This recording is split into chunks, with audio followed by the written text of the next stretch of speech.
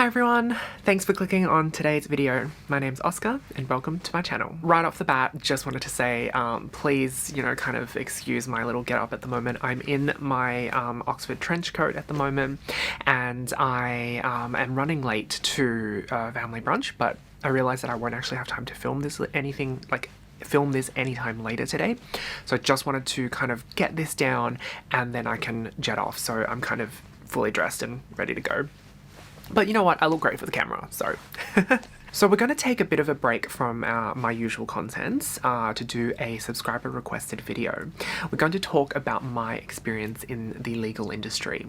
Now I've only become a lawyer recently, so what I'm going to be talking about is my experience as an assistant, a paralegal, a receptionist, and then finally a graduate and then a lawyer. I will touch on how I incorporate my love of fashion and luxury into my experiences, and so hopefully be able to give you guys some tips and give you some insight into how the legal industry is either accepting or not accepting how I dress and how I express my sense of individuality. And speaking of that, so talking about things like fashion and luxury, if that's something that you're interested in, please hit that button below, hit that subscribe button below, or you can hit the icon or logo that I've made in the bottom right corner and just subscribe to me, because that's the sort of stuff that my channel is usually about.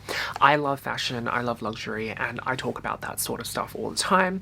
I also do vlogs because I love to take you guys along to all of my best experiences in life, because I think it would be a great idea to be able to document all of that and have a place where I can look back when I'm 50 years old and say, oh my god, I remember that trip to New Zealand with Louis Vuitton, for example, and it was such an incredible experience. That actually did happen, by the way, and I can link my vlogs for those trips, for that one trip below. It's in 3 parts because I wanted the vlog to be very detailed. So yeah, if you guys are interested in my exclusive VIP trip with Louis Vuitton, where they flew me over to New Zealand and I got to celebrate 10 years of the Louis Vuitton Spin Time watch, please check out the videos below. So hit that subscribe button and let's get started. So I've been working in the legal industry for 8 years now.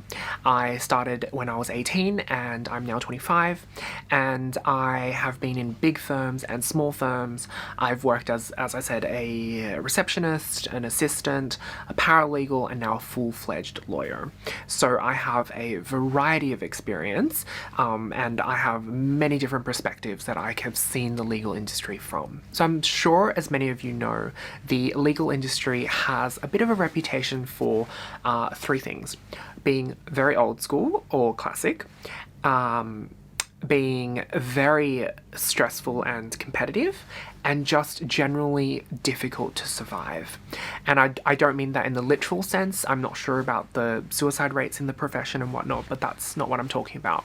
What I mean is just general kind of work health, work-life balance, and being stressed at work and that sort of stuff. In my experience, and I think that this can be said for all generalizations, it's not entirely true. So I want to start off by giving you my biggest tip, and that is, remind yourself that it is the people and the firms that create the reputation.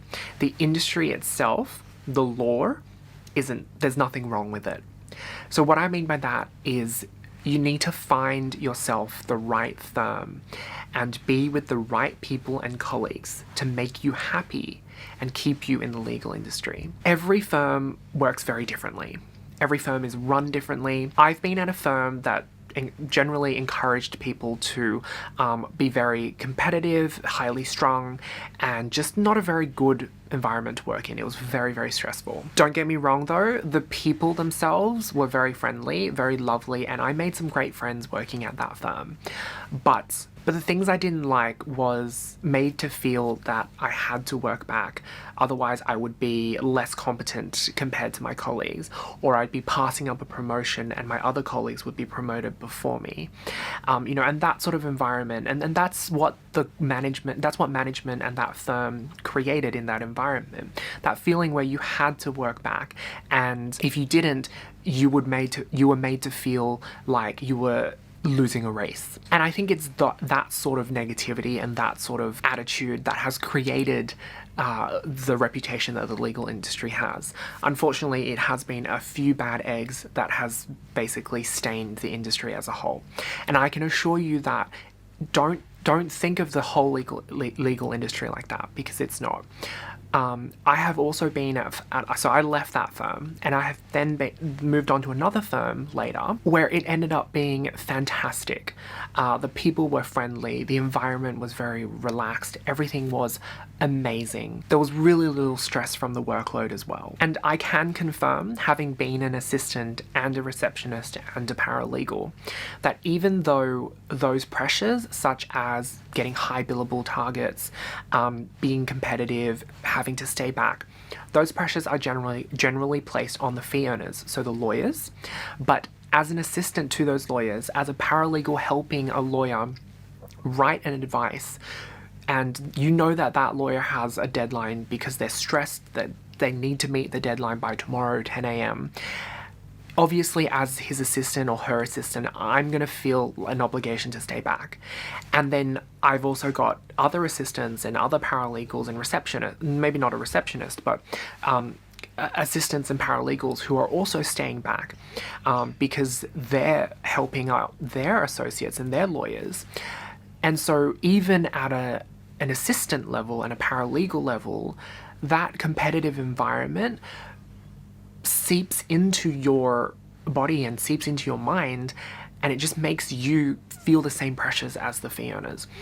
So unfortunately, having those negative experiences, it also applies to being an assistant and a paralegal. But after an experience like that, every job interview after that, I made sure to suss out the culture. I did background checks through Facebook and Instagram searches of the employees and how to look at their life and how to look to see if, I know it's a bit creepy, but it's all public information at the end of the day.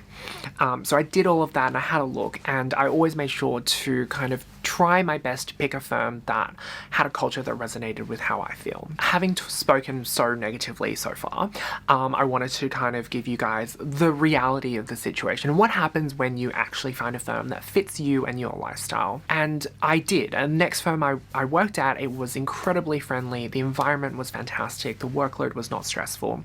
And I think what really made this particular firm so great was that it was all about it wanting to be forward-thinking. The firm as a whole was always trying to be innovative. They were always brainstorming for an idea of what is going to push them to the next level. And that ties in with the legal industry having a reputation of being very old school.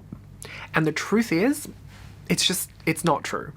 There are so many firms out there, and we're in 2020 or whenever anyone watches this, 2021, 2023. In order to survive, you have to be forward thinking. You have to be innovative. So the law and the legal industry as a whole, yes, there are going to be a few firms out there that are still kind of stuck in that olden day thinking, but that's because management is still kind of those people, the 40, 50, 60-year-olds who became lawyers in 1970, who were taught that thinking.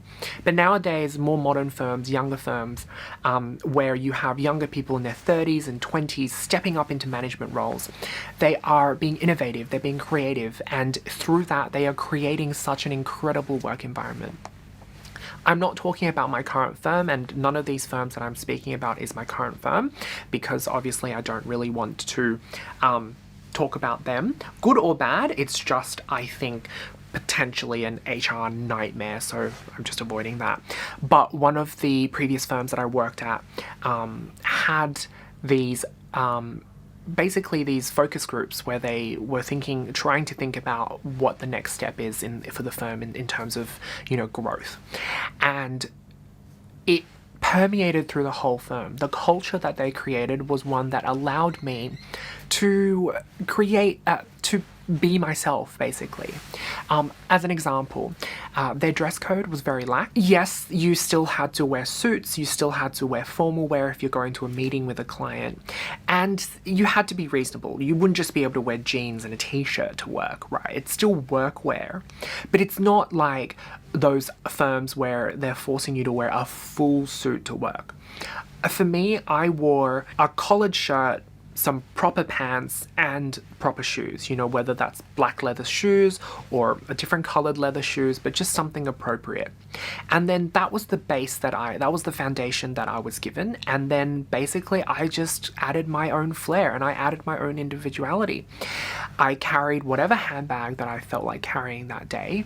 I wasn't made to feel like I was an outsider or that I was going to get bullied if I didn't carry a briefcase and dressed like a old school man, you know, like I was very metro in my outfits.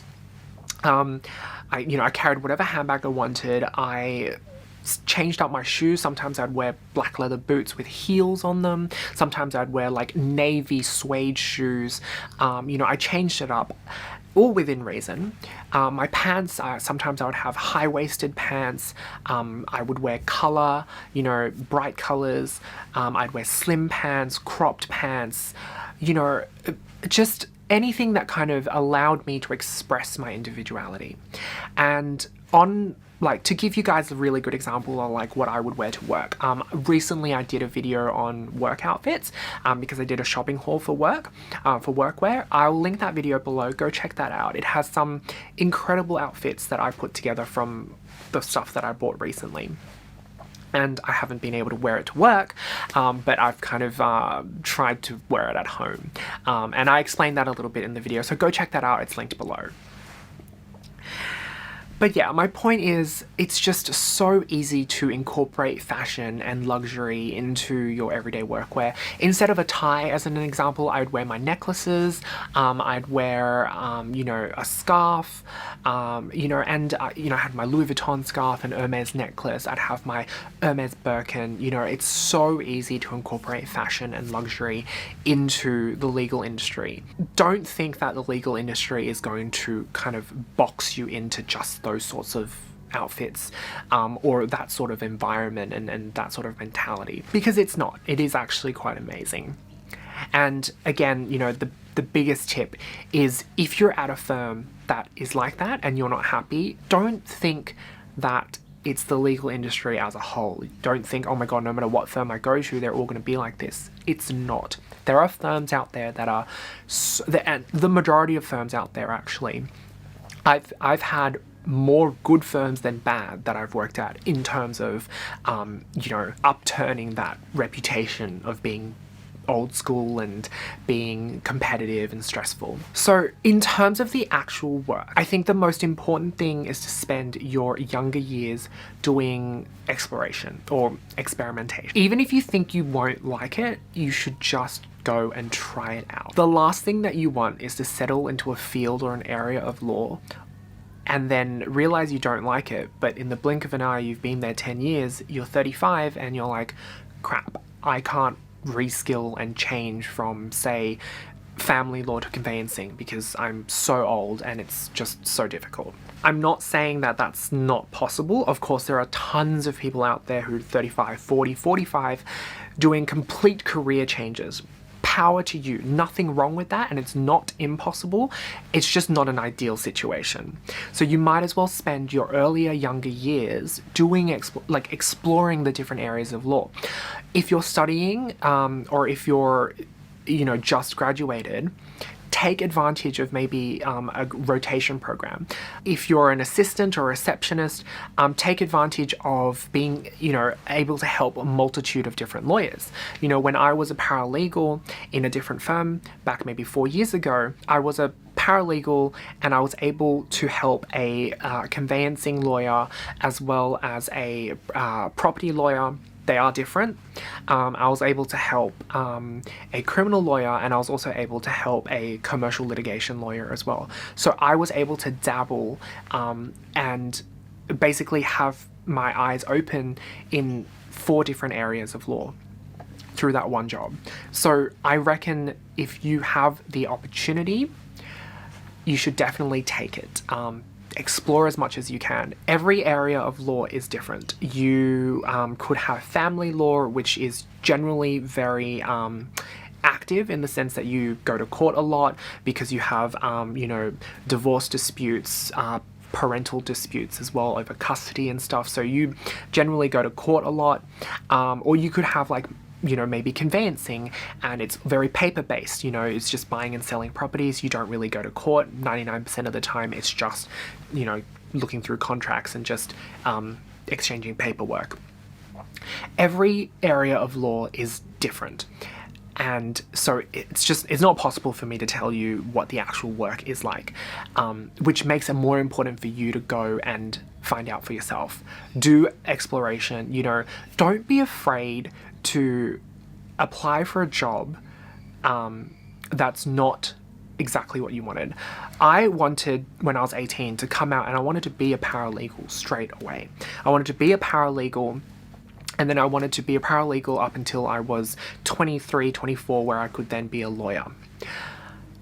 Unfortunately, my resume wasn't up to scratch. I didn't have the best marks in school as well, so a lot of the firms didn't want to take me on as paralegal. So I took a step back and I applied for a job as a receptionist.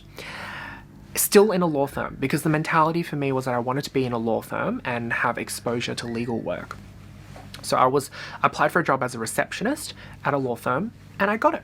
You know, it was a lot easier. The pay wasn't as good, but I mean, when you're studying, you know, the pay between a paralegal and a receptionist is probably like $5,000 a year or less than that, right? So it's negligible. So the most important factor isn't the pay, it's the exposure. You don't want to then like say, oh, I can't be a paralegal in a law firm, so I'm just not gonna work at all. You know, I have a lot of friends that have done that, and I can tell you that they regret that at the moment, because now they only have 2 years of experience under their belt. I have 8 years of experience. I know what I want to do, they don't. You know, it's like, yeah, it's just, biggest tip, get in as many different fields and areas of law as you can, and find your feet. So I think that about covers everything that I wanted to say on this topic. I hope that some of you have found at least some of this information helpful. I just want to reiterate that the biggest tip that I have for you is don't be afraid of the legal industry. Forget the reputation that people have about the legal industry. Forget about what people say. Don't be afraid. It is not a horrible area to work in. It's actually fantastic. You will find fantastic people, and if you are interested in the law, definitely go and do it. It's such an interesting thing. I love the law. I love it so much. It gives me great interest. I talk my boyfriend's ears off. You know, he will be so bored, but there'll be like this slightest thing, and I'll be like, oh my god, this is so interesting. You know, the way that the court works and how they arrived at their reasoning will be so intriguing to me, but it'll be so boring to him. So if you like law, go for it. Don't let what should be a false reputation ruin it for you. If you have any questions, or if I haven't touched on anything that you wanted to hear about, let me know in the comments below, and I will come back to you and I'll give you as many answers as you want, because I love connecting with you guys, and that's a lot about what my channel is for as well. So thanks so much for watching, and I will see you in the next one. Bye!